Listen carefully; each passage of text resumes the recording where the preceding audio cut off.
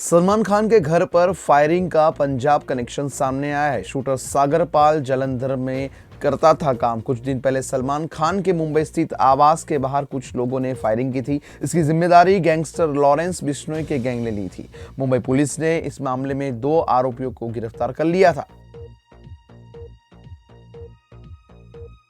सलमान खान के घर के बाहर हुई गोलीबारी मामले में पुलिस का एक्शन सामने आया है। सलमान खान के घर के बाहर हुई फायरिंग के मामले में 2 आरोपियों को गिरफ्तार करने के बाद भी पुलिस की ताबड़तोड़ कार्यवाही जारी थी। इस मामले में अब एक और शख्स को हिरासत में लिया गया है।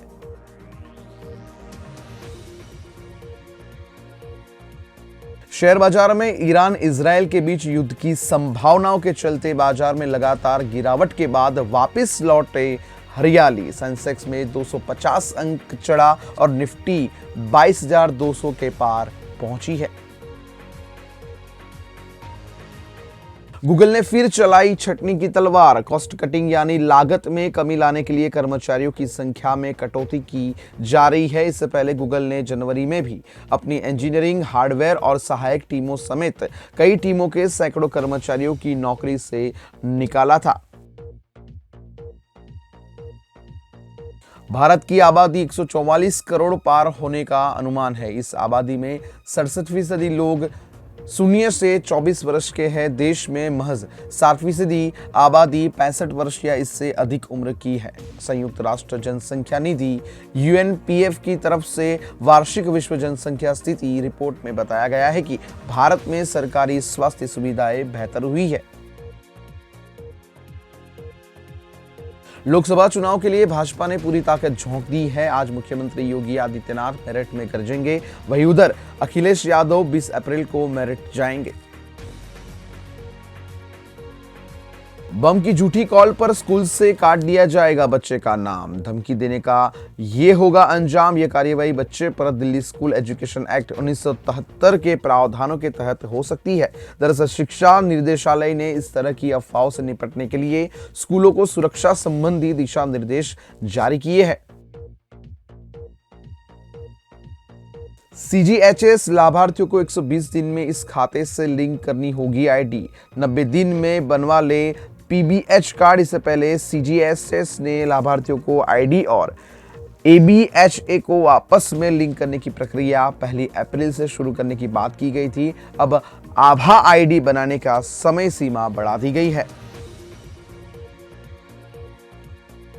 बीते 10 वर्षों में ईडी ने की ताबड़तोड़ कार्यवाही। 25 गुना ज्यादा संपत्ति जब्त की गई है। विपक्षी पार्टियों का आरोप है कि सरकार विरोधियों के खिलाफ ईडी का इस्तेमाल कर रही है। हालांकि केंद्र सरकार का दावा है कि सत्ताधारी दल का एजेंसी पर कोई दबाव नहीं है और ये स्वतंत्र रूप से भ्रष्टाचार के खिलाफ काम करती है। पश्चिम एशिया में जारी हिंसक संघर्ष के बीच इजरायली प्रधानमंत्री बेंजामिन नेतन्याहू ने कहा कि इजरायल अपनी रक्षा के लिए किसी भी सीमा तक जाने को तैयार है। बुधवार और गुरुवार के दरमियान रात आई खबर के मुताबिक इजरायली सामुदायिक केंद्र पर हिजबुल्लाह ने रॉकेट से हमला किया। इसमें कई लोग घायल हुए थे। संयुक्त राष्ट्र सुरक्षा परिषद में सुधार की जरूरत। भारत की स्थायी सदस्यता के लिए मस्क के समर्थन पर अमेरिका। बता दें कि संयुक्त राष्ट्र सुरक्षा परिषद 15 देशों से मिलकर बना है। उनमें से 5 स्थायी देशों के पास वीटो ताकत है। ममता बनर्जी की पार्टी TMC ने जारी किया घोषणा पत्र। बंगाल में NRC लागू न होने देने का ऐलान। TMC ने घोषणा पत्र जारी करते हुए कहा कि दीदी की शपथ के साथ हम हर भारतीय को रोजगार की गारंटी, सभी को घर, मुफ्त LPG सिलेंडर, किसानों को MSP गारंटी दी गई है और OBC छात्रों को छात्रवृत्ति देने की कसम खाई है। कल रामनवमी के मौके पर अयोध्या के राम मंदिर में रामलला का सूर्य तिलक हुआ। दोपहर 12:01 पर सूर्य अभिषेक प्रारंभ हुआ था, जो करीब 5 मिनट तक चला।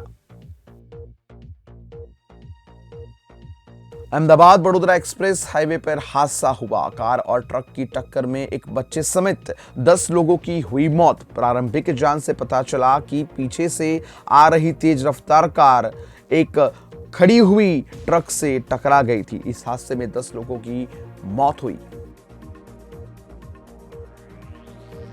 टाइम मैगजीन ने बुधवार को 2024 के लिए दुनिया के 100 प्रभावशाली हस्तियों की लिस्ट जारी की है। इसमें actor Alia Bhatt, wrestler Sakshi Malik, world bank के अध्यक्ष अजय बंगा, माइक्रोसॉफ्ट के सीईओ सत्य नडेला और एक्टर डायरेक्टर देव पटेल का नाम शामिल है। चुनाव से ठीक पहले पीएम मोदी का उम्मीदवारों को पत्र। प्रधानमंत्री नरेंद्र मोदी ने लोकसभा चुनाव लड़ने वाले सभी बीजेपी और एनडीए उम्मीदवारों को व्यक्तिगत रूप से पत्र लिखा। आप सभी सांसद पहुंचेंगे, ये विश्वास है, एक एक वोट मजबूत सरकार बनाएंगे, ऐसा प्रधानमंत्री नरेंद्र मोदी ने कहा। सीमा पार से मादक पदार्थों की तस्करी। बीएसएफ ने 2.6 किलो हेरोइन से लदे ड्रोन को मार गिराया। मंगलवार रात गश्त के दौरान एक संदिग्ध ड्रोन को गिराकर उसके साथ भेजी गई नशे की खेप बरामद की। एक सप्ताह पहले भी बीएसएफ ने ऐसी ही एक कार्यवाही के दौरान मादक पदार्थ लेकर आए एक ड्रोन को गिरा दिया था। चुनाव में सतर्कता के चलते एसएसटी टीम का जांच अभियान। कार से 2.5 लाख की नकदी जब्त। नाकाबंदी करके आने वाली गाड़ियों की तलाशी ली जा रही है। इसी कड़ी में एसएसटी ने आबू रोड के तलेटी क्षेत्र में कार में ले जा रही 2.5 लाख रुपए की नकदी जब्त की। मध्य प्रदेश में आरपीएफ ने पकड़ी 11.5 किलो चांदी की 23 सिलियां। इनकम टैक्स और जीएसटी डिपार्टमेंट करेगा जांच। प्लेटफॉर्म नंबर 5 से मिर्जापुर उत्तर प्रदेश के रहने वाले एक युवक को गिरफ्तार किया। पाकिस्तान और गल्फ देशों में पिछले 2 दिनों से खराब मौसम के चलते बाढ़ जैसे हालात बने हुए हैं। पाकिस्तान, ओमान और यूएई में अब तक 60 से ज्यादा लोगों की जान जा चुकी है। पाकिस्तान में खैबर पख्तूनख्वा और बलूचिस्तान में भारी बारिश के चलते इमरजेंसी लगानी पड़ी है। वहां अब तक 50 लोग मारे गए हैं।